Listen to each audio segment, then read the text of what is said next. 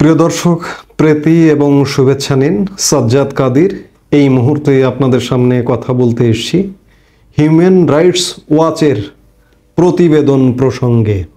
Human rights ওয়াচের প্রতিবেদন নিয়ে সরকার পক্ষ থেকে বেশ তোলপাড় তোড়জোড় সৃষ্টি করবার একটা চেষ্টা বা অপচেষ্টা হচ্ছে। তার আগে জানা দরকার, এই যে হিউম্যান রাইটস ওয়াচ এটি কি ধরনের প্রতিষ্ঠান? এটি নিউ ইয়র্ক ভিত্তিক একটি মানবাধিকার সংস্থা এবং বেসরকারি। এটি 12,500 কিলোমিটার, ঢাকা থেকে 12,500 কিলোমিটার দূরত্বের এক শহর থেকে এসে, বা আমাদের আঞ্চলিকভাবেও এশিয়াতেও কিছু এদের ব্রাঞ্চ আছে, তারা বাংলাদেশে এসে বাংলাদেশের মানবাধিকার নিয়ে কাজ করতে এসে গবেষণা করে তারা বলছে যে জুলাই অভ্যুত্থানে শেখ হাসিনার প্রত্যক্ষ নির্দেশ, সে গুম ও খুন হয়েছে। কিসের ভিত্তিতে? তারা এগুলো কোথায় পেল? তারা পেল যে তারা কিছু মানুষকে পুলিশে, র্যাবে এবং রাজনীতিতে কিছু মানুষের সাথে কথা বলে জিজ্ঞাসা করেছে যে এই কাজটি এইভাবে কিভাবে হয়েছে, এবং তাদের ওই যে যাদেরকে জিজ্ঞেস করেছে তাদের মুখের ভাষ্যকে কেন্দ্র করে তারা একটি রিপোর্ট তৈরি করেছে। এবং এটি মন গড়া রিপোর্ট বললে ভুল হবে না, কারণ তারা কাকে জিজ্ঞেস করেছে? তারা কি ইউনুসপন্থীকে জিজ্ঞেস করেছে, কিংবা তারা আওয়ামী বিরোধী কোন শিবিরকে জিজ্ঞেস করেছে, কোন নিরপেক্ষ মানুষকে জিজ্ঞেস করেছে? তারা এই প্রশ্নটি মোটা দাগে এসে যায়, কারণ তারা একপাক্ষিক বলছে যে জুলাই অভ্যুত্থানে শেখ হাসিনার প্রত্যক্ষ নির্দেশে গুম খুন হয়েছে। এছাড়া আরো কিছু অভিযোগে অভিযুক্ত করছে তারা। খবরে বলা হচ্ছে যে দেশত্যাগী স্বৈরশাসক শেখ হাসিনার প্রত্যক্ষ নির্দেশে জুলাই অভ্যুত্থানে বাংলাদেশের জোরপূর্বক গুম ও খুনের ঘটনা ঘটেছে বলে জানিয়েছে হিউম্যান রাইটস ওয়াচ। গত পরশু মঙ্গলবার রাষ্ট্রীয় অতিথি ভবন যমুনায় প্রধান উপদেষ্টা প্রফেসর ডক্টর মোহাম্মদ ইউনুসকে হস্তান্তর করা জুলাই অভ্যুত্থান নিয়ে সংস্থাটির এক রিপোর্টে এমনটাই বলা হয়।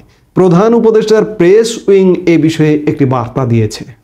এতে বলা হয়, সংস্থাটি এশিয়া অঞ্চলের পরিচালক ইলেইন পিয়ারসনের নেতৃত্বে একটি প্রতিনিধি দল প্রধান উপদেষ্টার সঙ্গে সাক্ষাৎ করে তাদের রিপোর্ট হস্তান্তর করেন।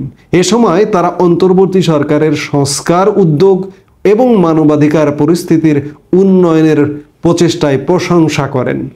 প্রধান উপদেষ্টার প্রেস উইং তাদের মতো করে একটা মন গড়া বিবৃতি দেবেন, খুব স্বাভাবিক। প্রধান উপদেষ্টাকে ইলেন পিয়ারসন বলেন, এখনো পর্যন্ত আপনি যে অগ্রগতি করেছেন আমরা তার প্রশংসা করি। জুলাই আগস্ট গণ অভ্যুত্থান সময়ের মানবাধিকার পরিস্থিতি তুলে ধরে তিনি বলেন, বাংলাদেশের সাধারণ মানুষ এখন জীবনের প্রতিটি ক্ষেত্রে মানবাধিকারের গুরুত্ব উপলব্ধি করছে। হিউম্যান রাইটস ওয়াচের কাছে আমার প্রশ্ন, এই যে 5 আগস্ট পরবর্তী সময়ে বাংলাদেশে যে ভয়াবহ মানবাধিকার লঙ্ঘনের পরিস্থিতি ঘটছে, 5 আগস্ট সেই দিন থেকে শুরু করে শত শত হাজার হাজার বাড়িঘর, দোকানপাট, ব্যবসা প্রতিষ্ঠান, মার্কেটে আগুন দিয়ে পুড়িয়ে দেওয়া হয়েছে। হিউম্যান রাইটস ওয়াচ সেগুলো নিয়ে কি করেছে? শত শত মানুষকে, হাজার হাজার মানুষকে হত্যা করা হয়েছে। হিউম্যান রাইটস ওয়াচ সেগুলো নিয়ে কি করেছে? অন্তর্বর্তী সরকার, ইউনূস সরকার ইনডেমনিটি জারি করে হত্যার, এই যে পুলিশ হত্যা হয়েছে, কিংবা 5 আগস্ট পরবর্তী সময়ে যে কর্মকাণ্ডগুলো ঘটেছে মানবাধিকার লঙ্ঘনের, সেগুলো বিচার করা যাবে না এমন ইনডেমনিটি আদেশ জারি করেছে কেন মোহাম্মদ ইউনূসের সরকার? এসব নিয়ে হিউম্যান রাইটস ওয়াচ কি করেছে? হিউম্যান রাইটস ওয়াচ এগুলো নিয়ে কোনো কথা নেই। এই মুহূর্তে আজকে পর্যন্ত মানবাধিকার লঙ্ঘন হচ্ছে। আজকে পর্যন্ত বাংলাদেশের মানুষ নিরাপদে নিজের বাড়ি থেকে, অফিস থেকে বাইরে যাবে এটি ভাবতে পারছে না। আপনি যদি রাজধানী ঢাকার কথা বলেন, সেখানে দিনে দুপুরে ছিনতাই হচ্ছে, চুরি হচ্ছে। আর রাতের ঢাকার কথা তো বিভিন্ন গণমাধ্যমে এসেছে, আপনারা নিশ্চয়ই দেখছেন, নিশ্চয়ই সেগুলো পড়েন। হিউম্যান রাইটস ওয়াচ সেগুলোর ব্যাপারে কি প্রতিবেদন দিয়েছে বা কি প্রতিবেদন দেবে? মানবাধিকার কার জন্য? মানবাধিকার কি শুধুমাত্র আওয়ামী লীগের বিরুদ্ধে, শেখ হাসিনার বিরুদ্ধে? মানবাধিকার সবার জন্য।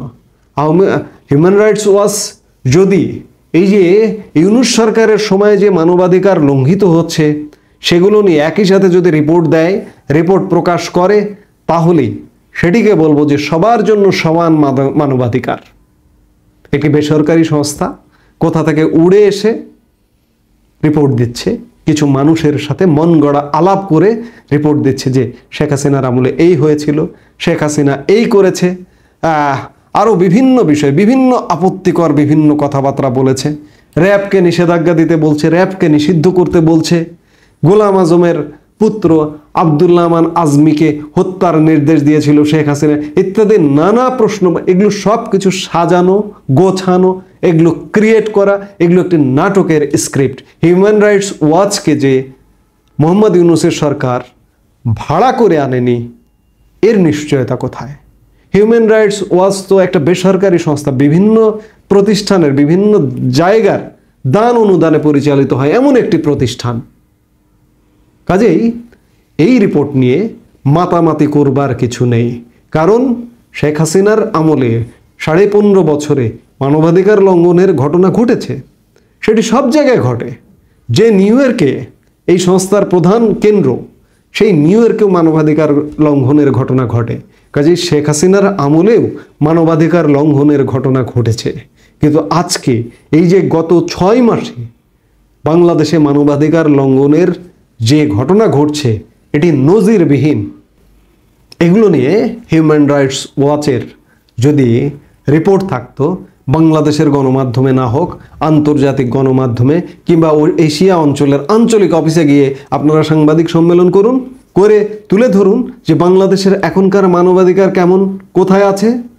কাজেই হিউম্যান রাইটস ওয়াচের বক্তব্য নিয়ে প্রধান উপদেষ্টার প্রেস উইং যে কথা বলছে বা সরকার যে বক্তব্য দিচ্ছে, এগুলো গ্রহণযোগ্য নয়। এই মুহূর্তে এ পর্যন্তই।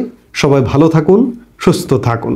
আমাদের ভিডিওগুলো নিয়মিত পেতে সাবস্ক্রাইব করুন Sajjad Kadir and the legends YouTube channel এবং লাইক, কমেন্ট, শেয়ার করে সাথে থাকুন।